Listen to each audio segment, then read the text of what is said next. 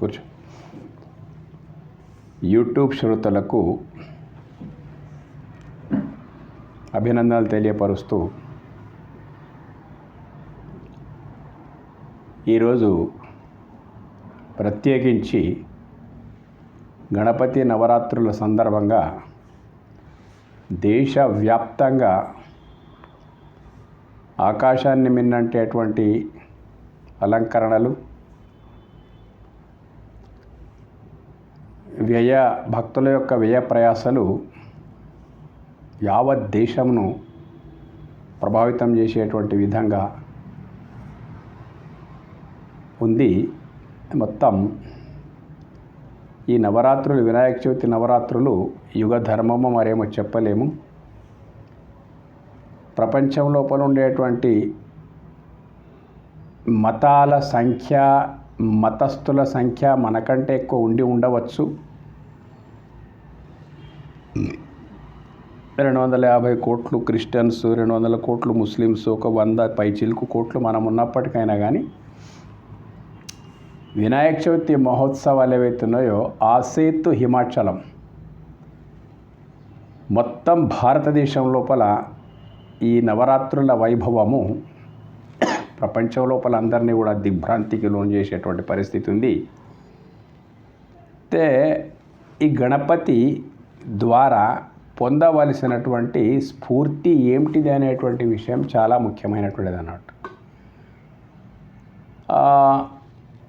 గణపతి యుక్తి సూక్ష్మంలో ముక్తి, ఈ పొదటి చెప్పేటువంటి అంశం ఏదైతుందో గణపతి యుక్తి సూక్ష్మంలో ముక్తి. గణపతి ద్వారా మానవజాతి పొందవలసినటువంటి స్ఫూర్తి ఎన్నో రకాలుగా ఉంది. అందులో కొన్ని రకాలు చెప్పగలుగుతాం మనం మొత్తం మీద వీడియో సమయాన్ని అనుసరించి. ఇందులోపల శివపార్వతులకే దిగ్భ్రాంతిని కలిగించి మెప్పించినటువంటి గణపతి యుక్తి గురించి కొన్ని విషయాలు తెలుసుకుందాం మనము. అయితే మొట్టమొదలు గణపతి అనే పేరు ఎందుకు వచ్చింది ఇతడికి అనే విషయాన్ని మనం మొట్టమొదటి తెలుసుకోవాలి.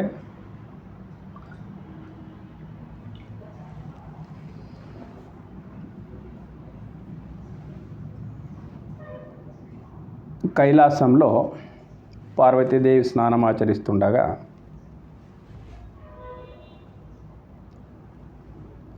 కొంచెం ఇబ్బంది కలిగే పరిస్థితి లోపల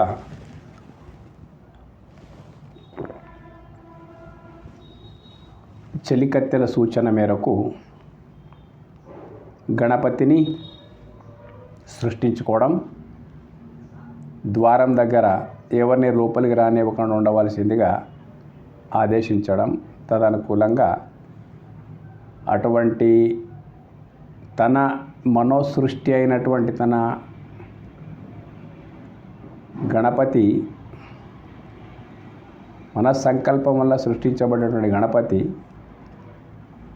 తన యావత్ శక్తులను ధారపోసి శక్తివంతమైనటువంటి దండాన్ని కూడా ప్రసాదించి ద్వారం వద్ద నిలబెట్టడం. ఈ లోపలనే శివుడు రావడం, శివుని అడ్డగించడం గణపతి. ఆ చరిత్ర చాలా ఉంటున్నది. అప్పుడు ముల్లోకాల లోపల ఉండే అందరూ కూడా ప్రమదగణాలు ఓటమి చెవి చూసిన తర్వాత వైరల్ అంటాం ఈ రోజుల లోపల. వార్త మొత్తం వైరల్ అయిపోయింది. ఇంద్రలోకం, విష్ణులోకం, బ్రహ్మలోకం అందరి నుంచి అక్కడి నుంచి అందరూ కూడా ఇక్కడికి రావడం, అయినా అందరూ కూడా యుద్ధం లోపల గణపతి ముందు ఓడిపోవడం.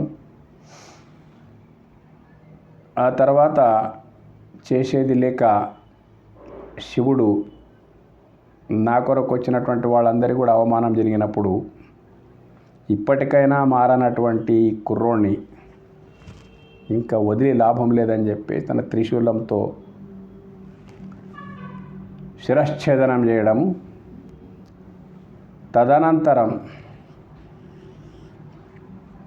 ఈ విషయం తెలుసుకున్నటువంటి పార్వతీదేవి తన ఆవాస గృహం లోపల నుంచి అగ్రమైనటువంటి పరిస్థితి లోపల కట్టలు తెంచుకున్నటువంటి ఆక్రోశం తన కుమారుడైనటువంటి గణపతిపై గల ప్రీతితో ప్రతిస్పందించినటువంటి పార్వతీదేవి ఆమె ఆగ్రహం లోపల నుండి అసంఖ్యాకమైనటువంటి ఆమె శక్తులు ఆవిర్భవించి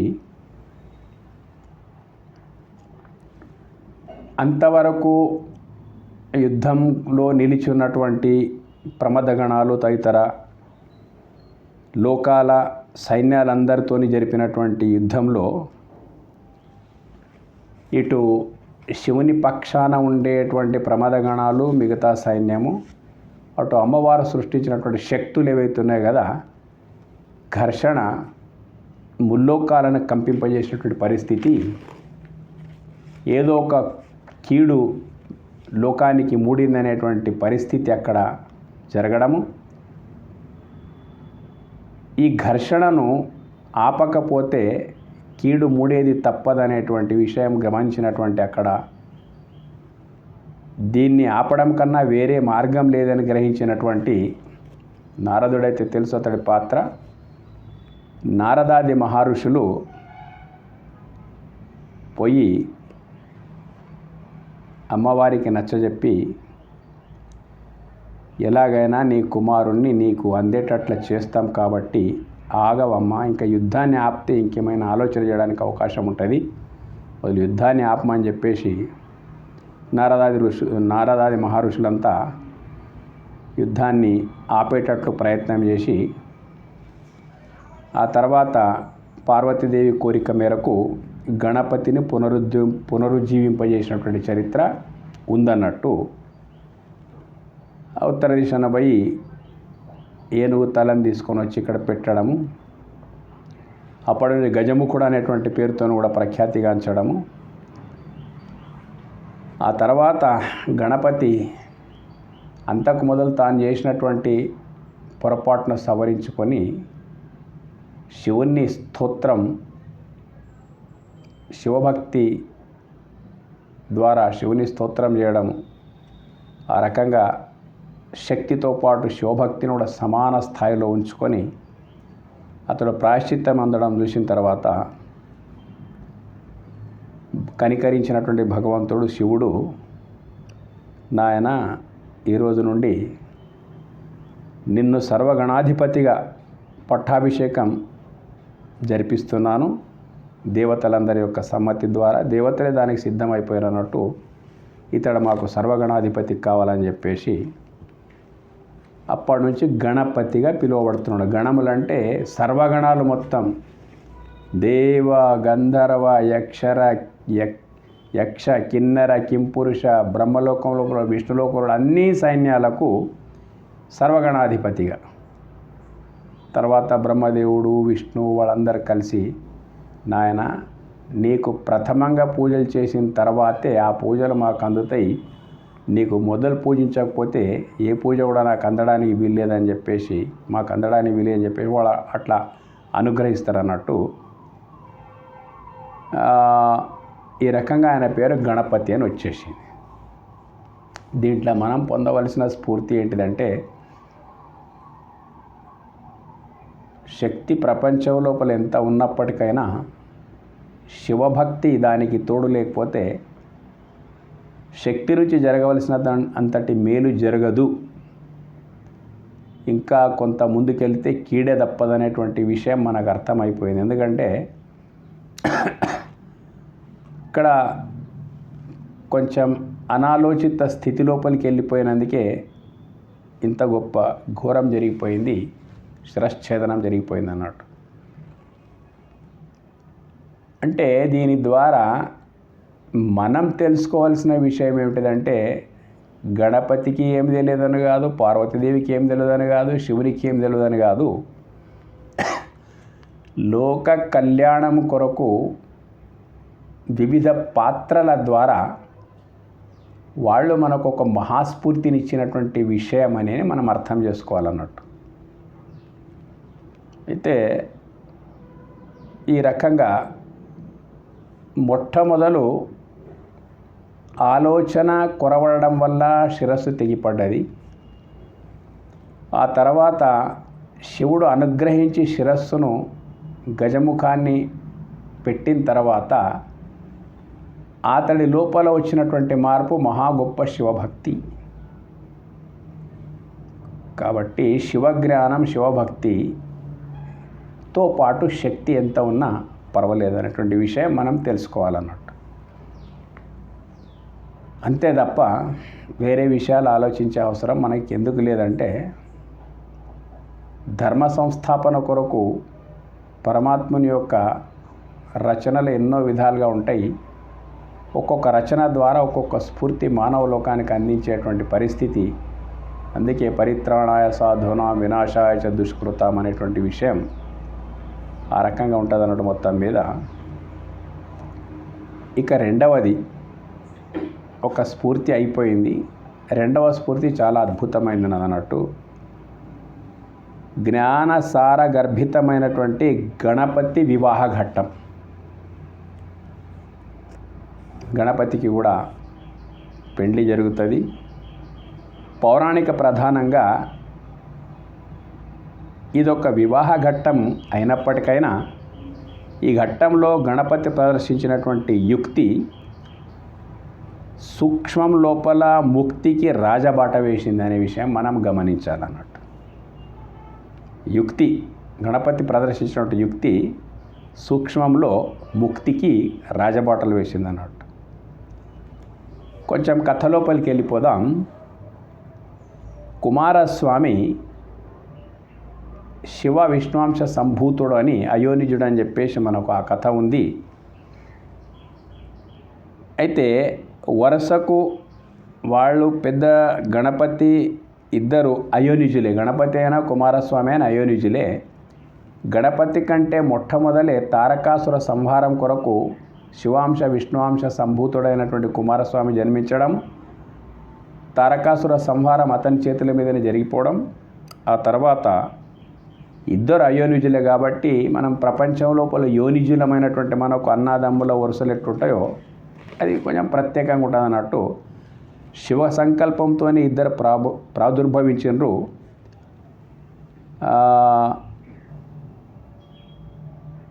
కాబట్టి అవతారాలు రెండు కూడా అవతారాలని మనం అనుకోవాలి. యోనిజులకు వర్తించే విధానం వారికి అప్రస్తుతం అయినా వారిద్దరూ ఆ రకంగా పేరుగాంచిండ్రు. ఒకరేమో ఎంతమంది యుద్ధంకి వచ్చినప్పటికైనా అందరిని ఓడించి అమ్మవారి శక్తి ప్రతిష్ఠింపజేసినటువంటి వాడు గణపతి. అట్లయితే ముల్లోకాలను పట్టి పీడిస్తున్నటువంటి తారకాసురుడు, వాడి సంహారం అనివార్యమైపోయింది. దేవాది దేవతలందరూ వచ్చి ఆ చెర నుండి మమ్మల్ని కాపాడాలి, తారకాసురుని చెర నుండి అని చెప్పేసి ముల్లోకవాసులందరూ వచ్చి ప్రాధేయపడితే అప్పుడు కుమారస్వామి జన్మించడం. అతడు కూడా ఒక చారిత్రక పురుషుడే, పౌరాణిక పురుషుడే. గణపతి పౌరాణిక పురుషుడే. ఈ రకంగా ఇద్దరు అన్నాదమ్ములు వరుసకైతారు. అయితే వివాహం చేసుకోవాలనే నిశ్చయం ఇద్దరికీ ఉంటుంది అన్నట్టు, కుమారస్వామి గణపతికి. ఆ ఉద్దేశంతో వాడు ఒకసారి తల్లిదండ్రి పార్వతీ పరమేశ్వరులను సంప్రదించి మేము వివాహం చేసుకోవాలనేటువంటి అభిప్రాయంతో ఉన్నామని చెప్పేసి వాళ్ళ కోరికను అక్కడ విన్నవిస్తారు అన్నట్టు. అయితే శివపార్వతులు ఇద్దరు వాళ్ళకు ఒక నిబంధన పెడతారు. ఏం నిబంధన అంటే, సరే మొదలు ఎవరి పెళ్లి చేయాలనేది మాకు ముఖ్యమైన విషయం. ఇంతవరకు చెప్తాం కదా, అయోనిజులకు చిన్న పెద్ద అనేది ఏం లేవు, వాళ్ళంతా అయోనిజులు మొత్తం మీద. మీరు ఇరువురు మాకు సమానమే కాబట్టి ఎవరి పెళ్ళి మొదలు చేయాలనేటువంటి ఒక మా లోపల అభిప్రాయం ఉంది. మీకు ఇరువురికి ఒక పోటీ పెడతా ఉన్నాము. కుమారస్వామి గణపతికి శివపార్వతులు ఇద్దరు ఎవరు ముందుగా లోకాన్ని చుట్టుముట్టి వస్తారో వారికే మొదలు పెళ్ళి చేస్తాము, ఇది మా నిర్ణయం అని చెప్పేసి శివపార్వతులు ఇద్దరు గణపతి కుమారస్వాముల ముందు ఈ ప్రస్తావన పెట్టేస్తారు అన్నట్టు. ఈ లోకాన్ని ఎవరు చుట్టుముట్టి వస్తారో మొట్టమొదలు వాళ్ళకే పెళ్ళి. కాబట్టి ఈ నిబంధనను మీరు అంగీకరించి మేము ఈ ప్రయత్నాల లోపల మీరు ఉండుండి అని చెప్పి శివపార్వతులు చెప్పేస్తారు. ఇక్కడ ఉంది. ఏంటిదంటే ఆలోచన ఆవేశానికి గల తేడా చాలా పనికొచ్చే విషయం అన్నట్టు.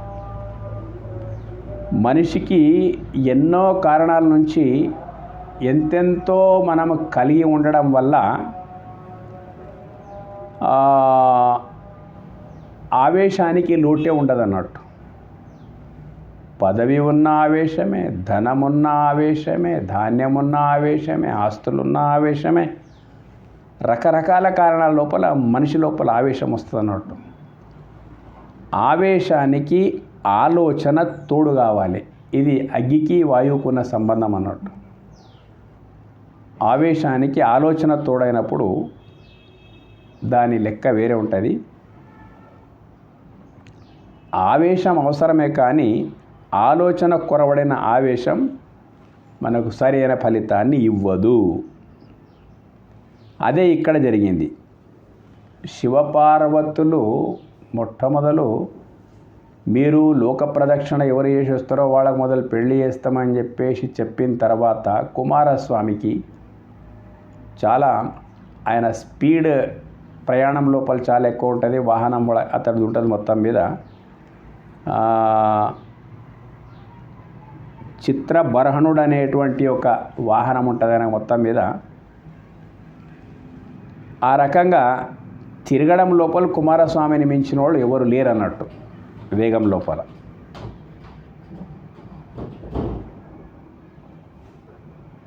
ఆ చిత్రబర్హణుడు అనేటువంటి వాహనాన్ని అధిరోహించి తత్క్షణమే లోకాన్ని చుట్టుముట్టడానికి శరవేగంగా అక్కడి నుంచి బయలుదేరుతాడు అన్నట్టు. పోయే ముందు ఆయన మనసు లోపల ఒక భావన ఉంటుంది. ఏంటిదంటే గణపతి ఎలాగూ స్థూలకాయుడు, మూషక వాహనుడు కాబట్టి ఈ పోటీలో అతను నెగ్గడం అసాధ్యం. ఈ పోటీలో నేను నెగ్గడమే ఖచ్చితం అని చెప్పేసి 100%, 100% భరోసా నుంచి ఆయన బయలుదేరుతాడు ఆయన వాహనం మీద.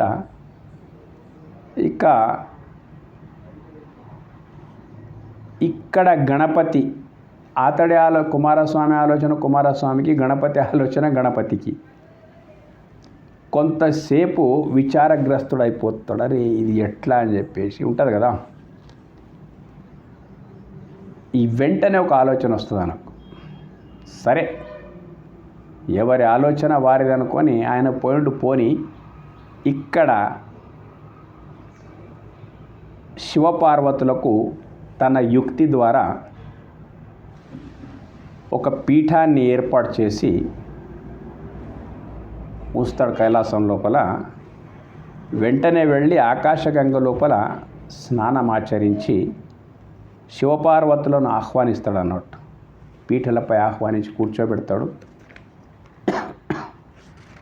కూర్చోబెట్టి షోడశోపచారాలతో ఆ శివపార్వతులిద్దరిని తల్లిదండ్రులిద్దరిని అర్చించి 7 సార్లు వారి చుట్టూ ప్రదక్షిణ జరుపుతాడు అన్నట్టు. 7 సార్లు ప్రదక్షిణ జరుపుతాడు. ఆ తర్వాత తల్లిదండ్రి ఆలోచిస్తూ ఉంటారు, ఏం చేస్తాడు ఆడేమో కుమారస్వామి ఏమో వెళ్ళిపోయే ప్రదక్షిణ కొరకు నీకు ఇక్కడే చుట్టుముడుతున్నాడు. వాళ్ళు ఏమనుకుంటారు, మనసులో అనుకుంటారు. సరే ఇది అయిన తర్వాత వెళ్ళిపోతాడేమో అని చెప్పేసి అనుకుంటారు. అంతా తెలుసు త్రికాలజ్ఞులు మొత్తం మీద. జరిపించి ముకుళిత హస్తుడైపోయి 2 చేతులు జోడించుకొని ఇలా విన్నవించుకుంటాడు అన్నట్టు.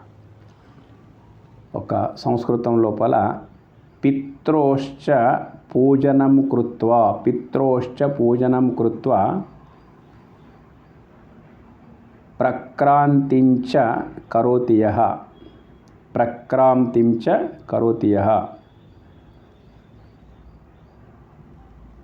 తన్యవై పృథివీజన్యం ఫలం భవతి నిశ్చితం. తల్లిదండ్రికి చెప్తాడు ఈ మాట, శివపార్వతులకు చెప్తాడు అన్నాడు. దీని సారాంశం ఏంటంటే వాళ్ళకు విన్నవిస్తాడు అన్నట్టు.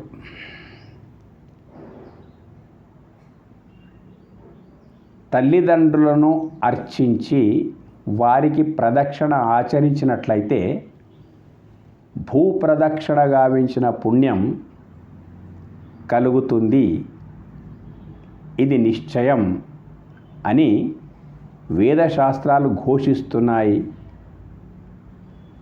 కాబట్టి నేను 7 పర్యాయాల ప్రదక్షిణ చేశాను. మీ చుట్టుముట్టు 7 సార్లు ప్రదక్షిణ చేసేసాను.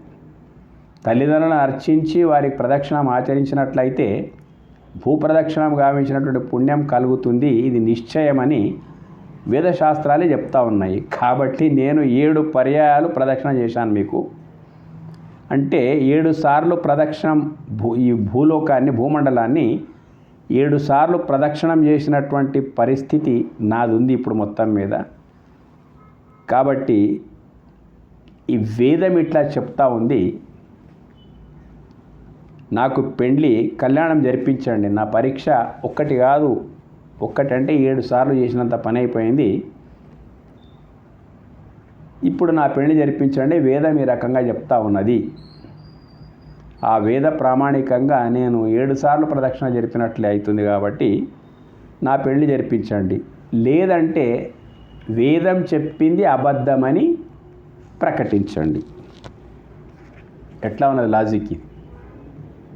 శివునికి పార్వతికి ఆలోచన లోపల వేసేస్తాడన్నట్టు వాళ్ళు కూడా తెలివితేటలకు పెట్టిన పరీక్ష అనుకుందాం మనము. దేవతలు ఎవరు తక్కువగారు ఎవరు ఎక్కువగారు మొత్తం మీద. అయితే వాళ్ళు గణపతి యొక్క ధీశక్తి,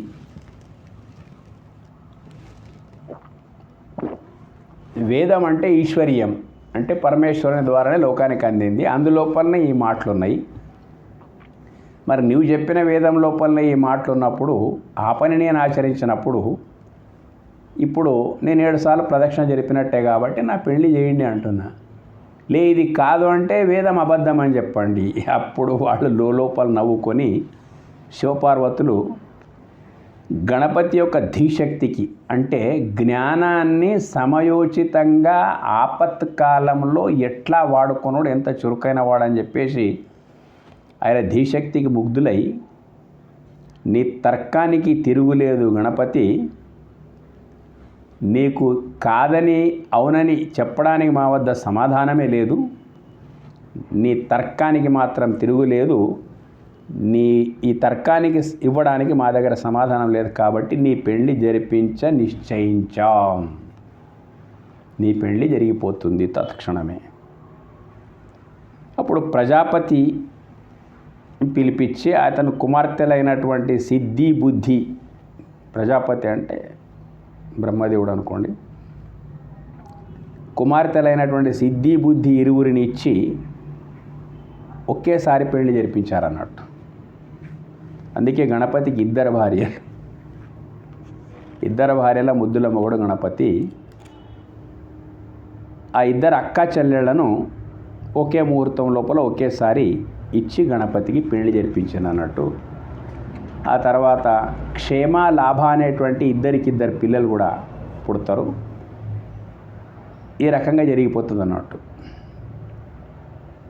ఏంటి? జ్ఞానము ముందు, జ్ఞానము వేదోక్తమైందుండి సహేతుకమైందుంటే శక్తి స్వరూపిణి అమ్మవారు, శివస్వరూపుడైనటువంటి పరమేశ్వరుడు ఇద్దరు కూడా జ్ఞానం ముందు ముగ్ధులైపోయినరు. మొత్తం మీద పోయినటువంటి సందర్భం ఇక్కడ కనిపిస్తూ ఉందన్నట్టు మనకు మొత్తం మీద. అంటే జ్ఞానానికి ఎంత గొప్ప శక్తి ఉందంటే అక్కడ ఎవరైనా కాదనడానికి వీల్లేనటువంటి అద్భుతత్వం అనేది జ్ఞానం లోపల ఉన్నదని ఇక్కడ మనకు నిరూపణ అయిపోయి. జ్ఞానానికి మూలం వేదం కాబట్టి మనం చేసే పనులన్నిటికీ ప్రామాణికత వేదమే ఉంటే మనకు ఆ పనుల లోపల ఏమన్నా సౌఖ్యం అనేది ఉండడానికి అవకాశం ఉంది.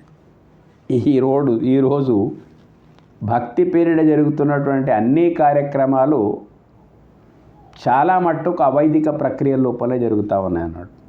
అందుకే మనం ఎంత భక్తి చేసి ఎన్ని మనం రకాల ప్రయత్నం చేసినప్పటికైనా కానీ ఆ భగవత్ సంబంధమైనటువంటి సంతోషం, ఆనందం మనకు కలగకపోవడానికి కారణం ఏంటిదంటే మనం చేసే పనుల లోపల వేదోక్తమైనటువంటి విధి విధానం లేదు.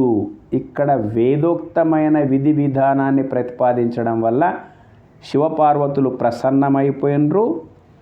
గణపతికి కళ్యాణం జరిగింది. కళ్యాణం అంటే పెళ్ళి అని ఒక్కటే కాదు, సకల విధాల గణాధిపత్యం దొరికింది, పెళ్ళి కూడా జరిగిపోయింది అన్నాడు మొత్తం మీద.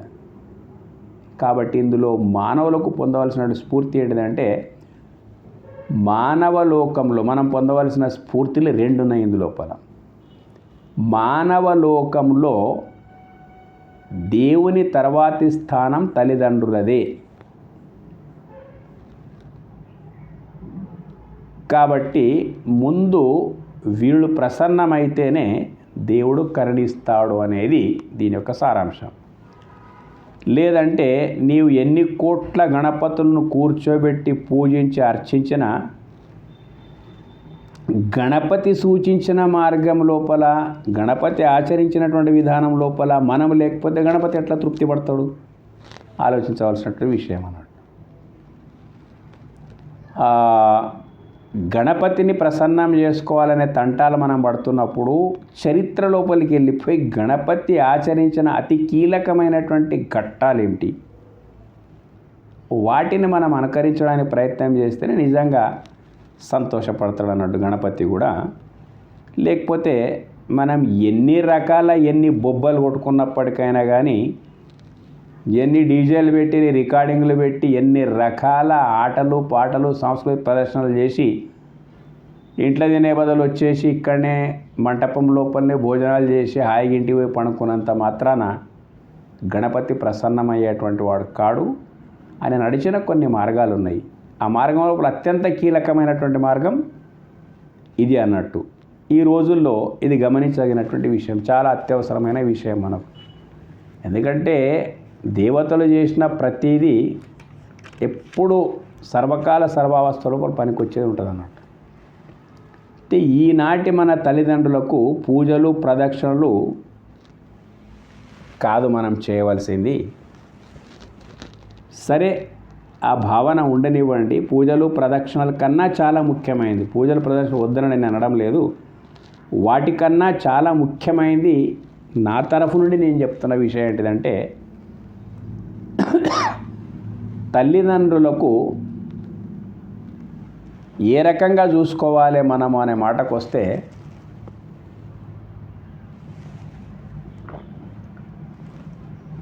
ఇంతే ఎక్కువ అవసరం లేదు. మనం పూజించవలసిన అవసరం లేదు. ఆ పూజించినంత మాత్రాన తృప్తి కాదు, ఏం చేసినా తృప్తి కాదు వాళ్ళకు. మనము తల్లిదండ్రులకు మనకు పుట్టిన పిల్లలపై ఏపాటి ప్రేమ బాధ్యత మనకున్నదో ఇంతే అర్థం చేసుకోవాలి.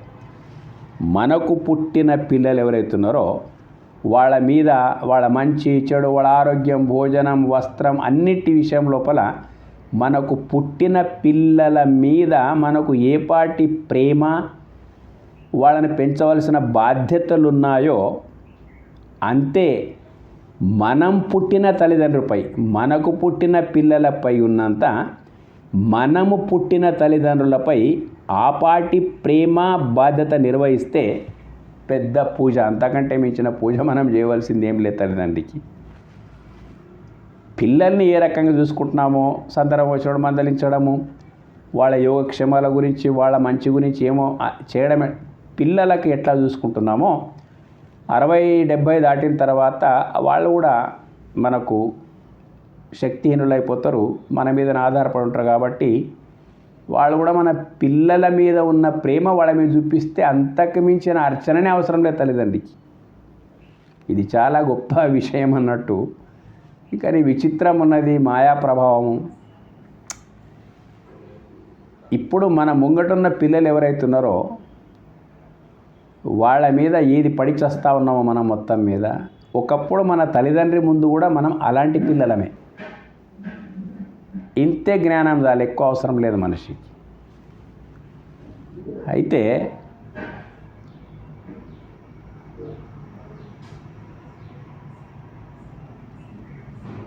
మనమంతా చాలు. మనమంతా కలియుగంలో గణపతికి సమానమే, ఇంత మాత్రం చేస్తే చాలు. ఆయన అంత పని చేసిండు, ఆకాశంగల స్నానం చేసిండు, శివపార్వతులను కూర్చోబెట్టిండు, షోడశోపచార అర్చన చేసిండు, ప్రదక్షిణ చేసిండు, దానిలోనే తర్కాన్ని ముందు పెట్టిండు, తన పని తాను ఎల్లగొట్టుకున్నాడు అన్నాడు. కళ్యాణం అయిపోయింది గణపతి. ఇప్పుడు మనము ఇంత మాత్రం చేస్తే చాలు. ఇది చాలా గొప్ప సూత్రం అన్నట్టు. మన ముందుండే పిల్లల గురించి మనకెంత బాధ్యత ఉందో, మనకెంత వాళ్ళపై ప్రేమ ఉన్నదో, గంతే ప్రేమ తల్లిదండ్రికి చాలు. పిల్లలను చూసుకుంటే వాళ్ళని చూసుకుంటే ఈ కలియుగం లోపల ప్రతి ఒక్కడు గణపతి అయిపోతాడు అన్నట్టు. ఇది మనం పొందవలసినటువంటి మొదటి స్ఫూర్తి.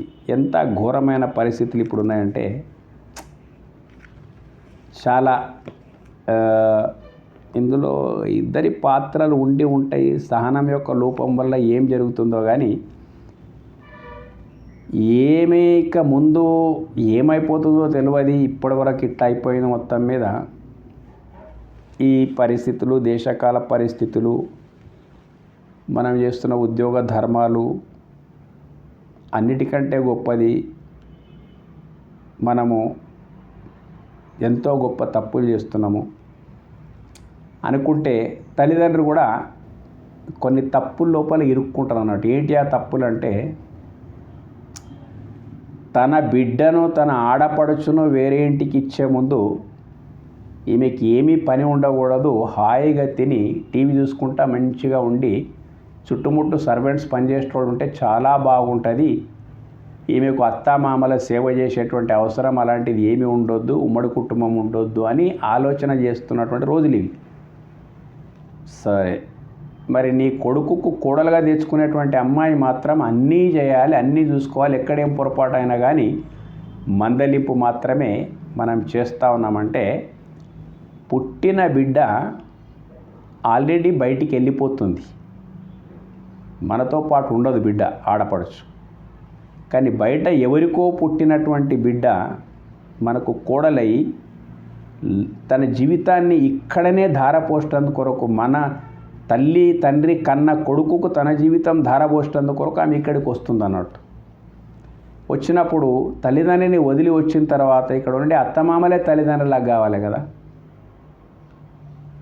ఆ భావన మన లోపల, తల్లిదండ్రుల లోపల లోపించడం వల్ల అభిప్రాయ భేదాలు చాలా పెరిగి మధ్య దూరాలు పెరిగాయి.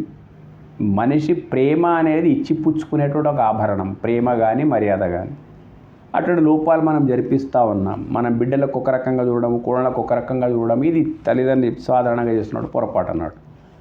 ఇక అదే అలసుగా తీసుకొని ఇంకా వాళ్ళ తల్లిదండ్రికి మనం సేవ చేయాలి, అత్తమామలకు తల్లిదండ్రికి సేవ చేయాల్సినటువంటి పరిస్థితి లోపల నుంచి ఎగిరిపోతున్నాం మనం. చాలు, ఇదే అలసు మనకు చాలని చెప్పేసి అవి ఇవి ఒకరి మీద చాడీలు అవి చెప్పుకుంటా మధ్య దూరాలు పెరుగుతూనే పోతున్నాయి తప్ప ప్రేమలు అనేటువంటి కలవడం లేదు. ఇది తెలుసుకోవాలి. ఇప్పుడు మనకు తల్లిదండ్రికి వృద్ధాప్యం లోపల సేవ చేసేందుకు కొరకు మనం కన్నా ఆడపడుచులు వాళ్ళు అక్కడ ముసలోళ్ళై ఉంటారు, వాళ్ళ కుటుంబ బాధ్యతలు వాళ్ళకు ఉంటే ఇక్కడ తిరిగి చూడరు. ఇక్కడ ఉన్న వాళ్ళు రారు, వీళ్ళని వదిలి మనం ఉండలేము. కాబట్టి ఎవరితో ఎట్లుండాలనేటువంటిది ఉభయ పక్షాలు కూడా ఆలోచించవలసిన అవసరం ఉంది. కోడళ్ళు కూడా ఏం చేయాలి, మొత్తం మీద కొడుకు నిమిత్త మాత్రుడై ఉంటున్నాడు రోజుల లోపల, కోడళ్ళు కూడా ఏం చేయాలి మొత్తం మీద, నేనైతే అమ్మ నాన్నను వదిలిపెట్టేసి వచ్చిన తర్వాత వీళ్ళే నాకు అమ్మ నాన్న అనే భావన ఆ కోడళ్ళకు కూడా ఉండాలి. ఈ రకమైనటువంటి అమ్మ నాన్న భావన వీళ్ళకు ఉండాలి, నా కూతురే అన్న భావన అత్త మామలకు ఉండాలి. ఈ రకంగా కొరబడిపోతున్నాయి, రకరకాల కారణాల నుంచి కొరబడిపోతున్నాయి. ఈ కొరబడడం కారణంగా ఎంత ఘోరమైపోతుంది పరిస్థితి అంటే, ఎన్ని పూజలు చేసినా మనకు దేవుడు కరుణిస్తాడో లేదో అనేటువంటి పరిస్థితి వచ్చేసింది. ఈ బాధ్యతలను విడిచిపెట్టి భక్తి పేరిట మనుషులు చేస్తున్న నాటకాలు అన్నీ ఇన్ని కావు. దేశమంతా ద్వాదశ జ్యోతిర్లింగాలు అంటారు, ఏమో అంటారు, సముద్ర స్నానాలు అంటారు, పుష్కర స్నానాలు, కుంభమేళాలు, వగైరా వగైరా అన్నీ చేస్తున్నాము. అవి అన్నీ చేయకూడదన్న ఉద్దేశం కాదు, కానీ చేయవలసిందేమో మనం చేయడం లేదన్నట్టు. కాబట్టి బసవేశ్వరుడు మాట అన్నాడు,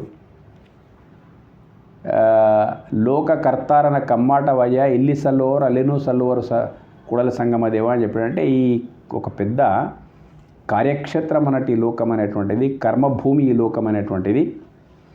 కాబట్టి ఇక్కడ చెల్లేవాడే అక్కడ దేవుడి దగ్గర కూడా చెల్లగలుగుతాడు దేహానంతరం అని చెప్పేసి చెప్పాడు అన్నాడు.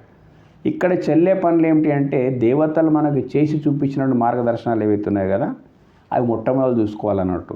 ఏదో దేవతలు చేసినట్టనే మనం చేసుకుంటా ధర్మవ్యాధుల్లాక శ్రవణ కుమారునిలాక చేయమని మేము అనడం లేదు. నాదొకటే సూత్రం, నేను సొంత కనిపెట్టిన సూత్రం ఇది. పిల్లలను ఏ రకంగా అయితే చూసుకుంటున్నామో వృద్ధాప్యం లోపల తల్లిదండ్రులని అదే రకంగా చూసుకుంటే చాలు. ఈ కలియుగం లోపల ఇంత మించిన ధర్మం అనేటువంటిది లేదు అనేది నా అభిప్రాయం అన్నాడు. ఎందుకంటే ఏ కొరతలు ఉంటాయి. ఇక పిల్లలని ఎట్లా హత్తుకున్నామో వీళ్ళను కూడా అట్లాగే ప్రేమించినామంటే ఇంకా మనం ఎవరు ఎత్తి చూపించడానికి కొరతలు ఏముండాయి అన్నట్టు. ఇది ప్రాపంచికమైనటువంటి ఒక మహాస్ఫూర్తి గణపతి ద్వారా మనము పొందవలసి ఉందన్నట్టు. చాలా ముఖ్యమైనది. ఒకవేళ ఇప్పుడు మనం గనక తల్లిదండ్రి వృద్ధాప్యం లోపల చేదోడు వాదోడు మనం ఉండకుండా మన పిల్లలకు ప్రేమించినంత ప్రేమ కూడా వాళ్ళకి ఇవ్వకుండా ఉన్నామనుకో, ఇప్పుడు మనము కూడా చూస్తూనే తల్లిదండ్రులు ఇంకా బ్రతికే ఉంటారు దీర్ఘాయుష్మంతులై, వాళ్ళ ముందు వాళ్ళకంటే అధ్వాన్నమైన పరిస్థితి మనకు వస్తున్నది అన్నట్టు. ఆహారము వ్యవహారం ఇవన్నీ బట్టి మనకు వస్తుంది, అధ్వాన్నమైన పరిస్థితి వస్తుంది. తల్లిదండ్రులు చూస్తూనే ఉంటారు అన్నట్టు మొత్తం మీద. అటువంటిప్పుడు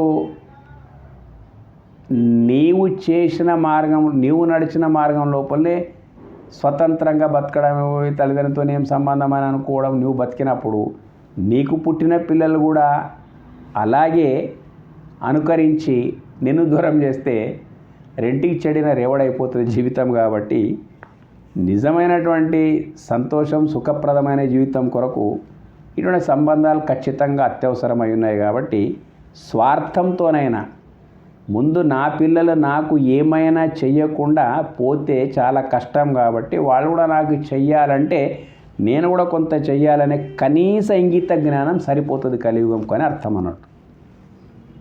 ఇది ప్రాపంచికమైనటువంటి స్ఫూర్తి గణపతి ద్వారా మనం పొందుతాం. ఇక రెండవది ఏమిటంటే, గణపతి మనకిచ్చినటువంటి మహాజ్ఞాన సందేశం.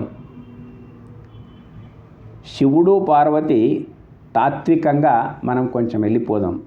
శివపార్వతులు అంటే తాత్వికంగా మనం వెళ్ళిపోతే, శివుడు జ్ఞానానికి ప్రతీక అంటే గురుస్థానం లోపల, పార్వతి శక్తికి ప్రతీక అంటే శక్తి స్థానం పార్వతిది, గణపతిది జీవ ప్రతీక అంటే జీవస్థానం లోపల గణపతి ఉన్నాడు అనుకుందాం, శక్తి స్థానం లోపల పార్వతి అమ్మవారు అనుకుందాము, జ్ఞానస్థానం లోపల శివుడు అనుకుందాము.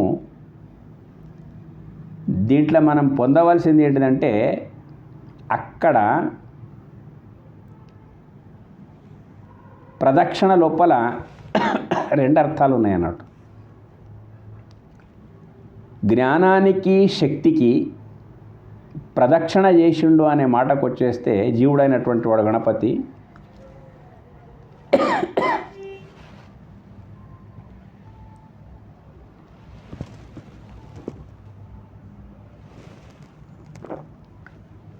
జ్ఞానాన్ని గురుముఖంగా సాధన మార్గం లోపల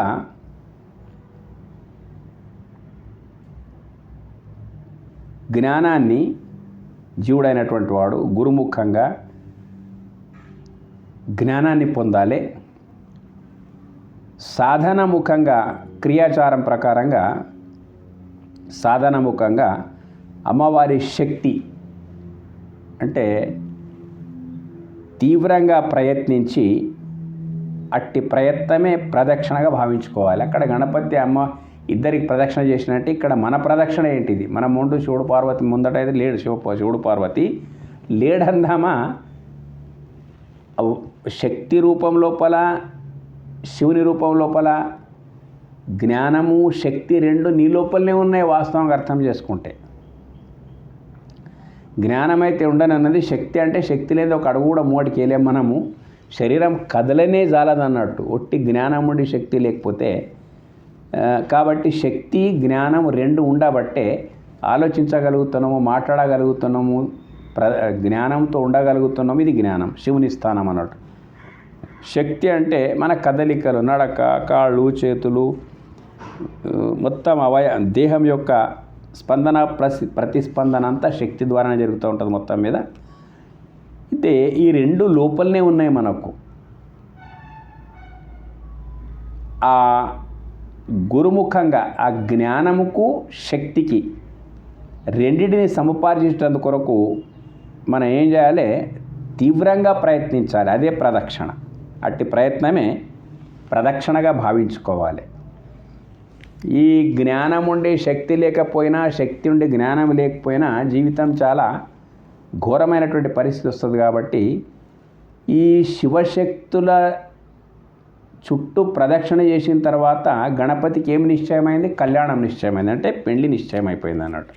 ఇప్పుడు మనకేం కావాలి? మొత్తం మీద మన జీవితం కూడా కళ్యాణమయం కావాలంటే ఇక్కడ గణపతి శివశక్తులను ప్రదక్షిణ చేసినట్టే జ్ఞానానికి శక్తికి ఇక్కడ మనం కూడా సాధించి తీవ్రంగా ప్రయత్నించి పొందాలి. దానికే మనం ప్రదక్షిణ అనుకోవాలి. మొత్తం మీద ప్రదక్షిణ అంటే మరేదో కాదు, ఎన్నో అర్థాలు ఉంటాయి ప్రదక్షిణకు. ఈ రకంగా అప్పుడే కళ్యాణం అనేది జరగడానికి అవకాశం ఉన్నది. 84 లక్షల జీవరాశుల లోపల మానవ జన్మ వచ్చింది కేవలం జ్ఞానం కొరకే. జ్ఞానము లేకుండా మనిషికి ఏ రకమైన శక్తి ఉన్నా కానీ దాంతో సంతోషం లభించడానికి అవకాశం లేదు. అలాగని జ్ఞానమునే మనం ఎక్కువ అనుకొని శక్తి లేకపోతే కూడా జ్ఞాన ప్రదర్శనకు శక్తి చాలా అవసరం ఉందన్నట్టు. శక్తికి జ్ఞానం అవసరం ఉన్నది, జ్ఞానానికి శక్తి అవసరం ఉన్నది. రెండు కలిస్తేనే అగ్గికి వాయువు తోడనట్టు ప్రపంచం నడుస్తూ ఉంటుంది మొత్తం మీద. రెండు రెక్కలు ఆరోగ్యంగా ఉన్నప్పుడే పక్షి ఎగిరినట్టే మనకు కళ్యాణ మార్గం లోపల మనం పురోగమించాలంటే ఈ రెండును మనం సాధించి తీరాలని చెప్పేసి గురుస్థానం లోపల మనము శివుణ్ణి, శక్తి స్థానం లోపల అమ్మవారిని శక్తి పొందేటందుకు కొరకు మనకు గ్రౌండ్ రెడీ ఉందన్నట్టు మొత్తం మీద.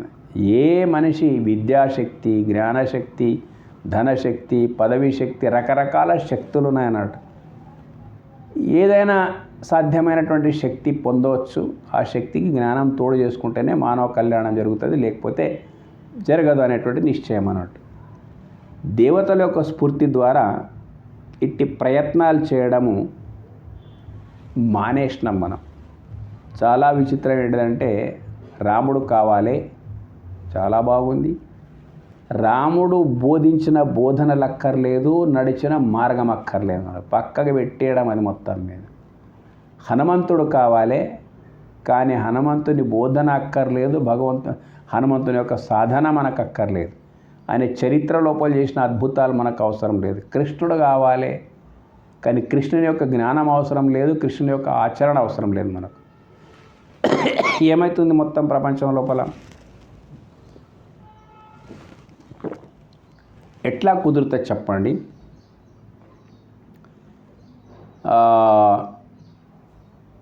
దేవతల యొక్క స్ఫూర్తి ద్వారా ఇట్టి ప్రయత్నాలు చేయడము మానుకున్నాం మనం. మానుకొని కేవలం భక్తి అంటే వినోద క్రీడగా మారిపోతుంది మనకు. రాను రాను సనాతనుల హిందువులకు భక్తి అనే మాటకు వచ్చేవరకు ఇది ఒక ఎంటర్టైన్మెంట్ గేమ్. సినిమా చూసే ఎంత సంతోషమో గంతే సంతోషపడడానికి గోపురాలు, గుళ్ళు, ప్రదక్షిణలు, ఈ వినాయక నవరాత్రులు, ఇంకా రకరకాల పర్వదినాలంతటికి మనము సనాతనులం కేవలము ఎంటర్టైన్మెంట్, వినోద క్రీడగా మాత్రమే వాడుకుంటున్నాం మొత్తం మీద. ఇవన్నీ జరుగుతూ ఉన్నాయన్నట్టు. దేవతల పేరు చెప్పి ఈ భూమి మీద మానవులు కొనసాగిస్తున్నటువంటి పనులు ఏవైతే ఉన్నాయి కదా, అందులోపల జ్ఞానం యొక్క అవకాశం లేదు. ఏదో మంచి జపము, మరి ఇంకా రకరకాల అర్చన పూజ యజ్ఞ యాగాదుల ద్వారా శ్రద్ధ నిష్ఠ భక్తితో మనము ఆ శక్తిని సంపాదించడం కాకుండా పోతున్నాం అన్నట్టు. ఎవరో యజ్ఞం చేస్తుంటే పోయి కూర్చొని మనం సంసారం ముచ్చట్లు మాట్లాడము, ఎక్కడో అర్చనలు జరుగుతూ ఉంటే పొయ్యి మనము కేవలము మనసు ఎక్కడో పెట్టి కూర్చోవడము, ఇది కాదు. ఏకాగ్ర చిత్తులయ్యి దేవాలయాలంటే ఆ దేవుని అందు నీ మనసు లయమయ్యేటందు కొరకు ఏర్పాటు చేసిన పెద్ద కేంద్రకాలు. అవి ఎట్లా నిర్మాణం కావాలో అట్లా నిర్మాణం అయి ఉన్నాయి. అక్కడ పోయి మనం ఎప్పుడు కూడా ఆ దేవుని అందు మనసు లయం చేయడానికి ప్రయత్నించినటువంటి దాఖలాలే ఉండయి. కాబట్టి దేవాలయాలు ఏమి, మీ ఇండ్లకు దేవాలయాలకి ఏం పొరపాటు ఉన్నాడు, వ్యత్యాసం ఉన్నట్టు, అక్కడ మనసును దేవుని అందు లయం చేసేటువంటి విధానమనే మనం అక్కడ పాటించడం లేదన్నట్టు. కాబట్టి యజ్ఞాలు ఉన్నాయి, అక్కడ కూడా ఏకాగ్ర చిత్తంతో ఆ మంత్రాలు అంటే నిత్యం యజ్ఞే ప్రతిష్ఠితం అన్నాడు. సర్వవ్యాపకమైనటువంటి పరబ్రహ్మ యజ్ఞం లోపల ప్రతిష్ఠితమై ఉన్నది అని చెప్పేసి చెప్తా ఉన్నాడు. అటువంటి స్థానాలకు పోయి కూడా కొంచెం ఏకాగ్ర చిత్తంతో మంత్రఘోష వినడానికి కూడా సిద్ధం లేవు. ఎవడో మంత్రాలు చదువుతూ ఉంటారు, మనం ముచ్చట్లు మనకనేటువంటి భావన నడుస్తూ ఉంటుంది. ఇదంతా పూర్వపు మన ఋషిములు ఆచరించినటువంటి క్రమశిక్షణ అంతా మన నుంచి జారిపోయింది. ఎక్కడుంది? ఇక్కడ విధర్మీయుల దగ్గర అవన్నీ కనిపిస్తూ ఉన్నాయి క్రమశిక్షణలు.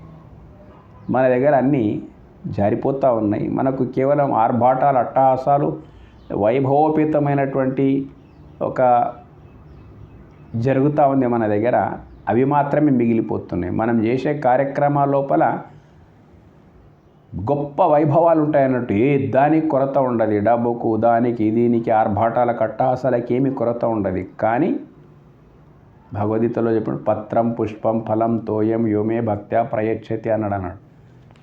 నా పేరిట మీరు హంగామాలు అట్టహాసాలు చేయడం కాదు బాబు, నువ్వు ఏమి ఇచ్చినా అంతా నాదే, నాకు ఇస్తున్నావు, అందులో నువ్వు ఇచ్చేది ఏం లేదు. నీకు నేను ఇచ్చిన ఒక అమోఘమైనటువంటి మనసు, ఆ మనస్సును నాకు ఇచ్చేసేయి. యోమే భక్త్యా ప్రయచ్చతి, ఆ మనసును నాకు ఇచ్చేసేయి అంటే ఎట్లా? ప్రపంచ విషయాలకు మనసును అంటిపెట్టించును అట్లా నాకు కూడా అంటిపెట్టించు అంటున్నాడు అన్నాడు. అప్పుడు నేను నీ లోపలికి వస్తా, నువ్వు నా లోపల ఉంటావు. తదహం భక్తి పౌరుతం, అటువంటి దాన్ని నేను స్వీకరిస్తా అని చెప్పేస్తున్నాడు. ఇటువంటి ఎంతో ఉదాత్తమైనటువంటి విషయాలు మనకు మన ఇతిహాసాల లోపల అందుబాటు లోపల ఉన్నప్పటికైనా కానీ, మన దర్శనాల లోపల అందుబాటు లోపల ఉన్నప్పటికైనా కానీ, వాటిని అన్నిటినీ పక్కకు పెట్టి మనం ఇష్టం వచ్చినట్లు నడుచుకుంటున్నాము. కాబట్టి డే బై డే ఏమైపోతుందంటే మన యొక్క సంఖ్య పడిపోయేది పడిపోతున్నది, ఉన్నది పనికి రాకుండా పోతుంది సంఖ్య అనేటువంటి విషయం మనం చాలా ఆలోచించాల్సిన విషయం ఉన్నది. నవరాత్రులు జరుపుకుంటే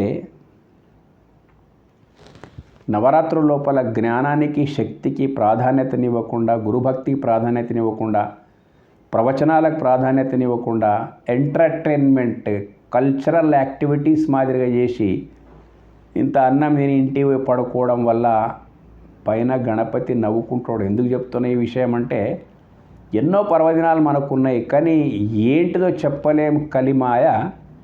ఈ గణపతి నవరాత్రులకు బాలగంగాధర తిలక్ ఏ సంకల్పం నుంచి బయటికి తెచ్చిండో 3 పువ్వులు 30 కాయల్లాగా వికసించిపోతున్నది ఇప్పుడు మొత్తం మీద ఇది. కాబట్టి దీన్ని మనం కొంచెం జ్ఞానం వైపుకు మరుపుకుంటే చాలా బాగుంటుంది. భూమి దద్దరిల్లే విధంగా ఉత్సవాలు జరుగుతూ ఉన్నాయి మొత్తం మీద. ఈ ఉత్సవాలు జరుగుతున్నప్పటికైనా కానీ గణపతి సంకల్పం ఏదైతుందో సాకారం కాకపోతే కొంచెం ఇబ్బందికరమే. మిగతా వీడియో లోపల ఇంకా వివరిస్తాము. ధన్యవాదాలు.